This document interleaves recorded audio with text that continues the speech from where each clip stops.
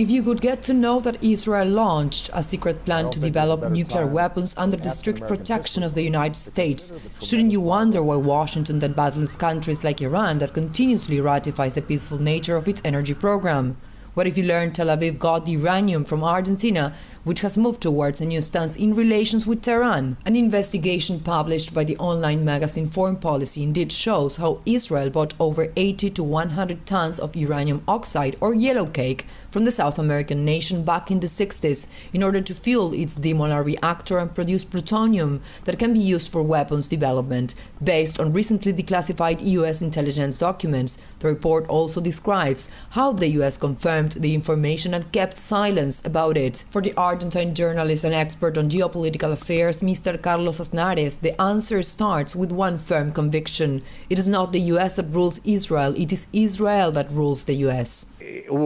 There was a limited investigation here about the uranium issue, but led to nowhere, because Zionism has a spectacular strength in Argentina. What did the US do? It protected Israel as always. Whenever the US protests Iran over its nuclear program, it forgets about the 200 nuclear warheads Israel has. The double standard of the White House over Israel also gets clear in the political arena. While the US denounces or opposes any single country with ambitions of progress, these intelligence reports clearly show to the international community that Washington has actually been fully aware for almost 50 years about the always denied development of the nuclear weapons program by Israel and turned a blind eye because of its ever-greedy economic and geopolitical concerns. I always say that it is not the US that helps Israel, but it is Israel that rules the US. If we take a look at the list of each CIA and Pentagon official that worked for US governments, we will find Zionists. Actually, many of them had dual citizenships from the US and Israel. That's also the case of US Vice President and other political figures. The then administration of Argentina took all the necessary precautionary measures to avoid the misuse of the yellow cake by signing a clear and specific agreement with Tel Aviv